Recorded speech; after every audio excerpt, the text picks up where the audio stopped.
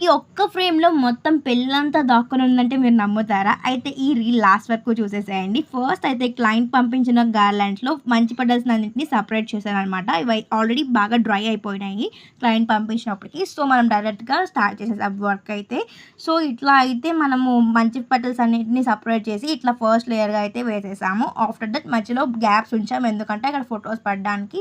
Gap ఉంచకపోతే photos అనేవి కొంచెం ఇంకా పైకొచ్చేస్తాయనమాట. సో, దానికోసం అయితే నేను గ్యాప్ ఉంచాను ఇట్లా.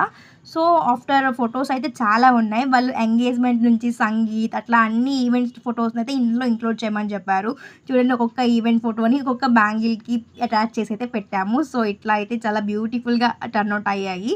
సో, అండ్ అలక సంబరంది కొంచెం బాలేదు. తర్వాత అయితే మనం చేంజ్ చేసాము. సో, ఇవన్నీ పెట్టినాక తాళి అయితే పెట్టాము. తాళి కూడా పెట్టి ఒక లేయర్ ఆఫ్ రెసిన్ వేసినాక ఫోటోస్ మీద ఇట్లా పర్ల్స్ యాడ్ చేస్తే ఇంకా బావుంటుందని చెప్పి పర్ల్స్ యాడ్ చేసాము. వాళ్ళు పూసలిచ్చారు. గ్రీన్ పూసలు.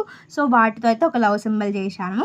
తర్వాత అక్షింతలుంటాయి కదా! తలంబ్రాలు. సో, వాటితో కూడా ఒక లవ్ సింబల్ చేసి ఇట్లా అయితే ఫైనల్ లేయర్ అయితే వేసేసాము. అంతా అయినాక ఫైనల్లీ ఫ్రేమ్ అయితే ఇట్లా బ్యూటిఫుల్‌గా టర్న్ అవుట్ అయింది. ఇది చూడగానే మనకి పెళ్లి మొత్తం గుర్తొచ్చేస్తది. అంత డీటెయిలింగ్‌గా ఉంది. సో, మీకు కూడా ఇట్లాంటి ఫ్రేమ్స్ కావాలంటే మన పేజ్‌కి డీఎం చేసి ఆర్డర్ చేసుకోండి.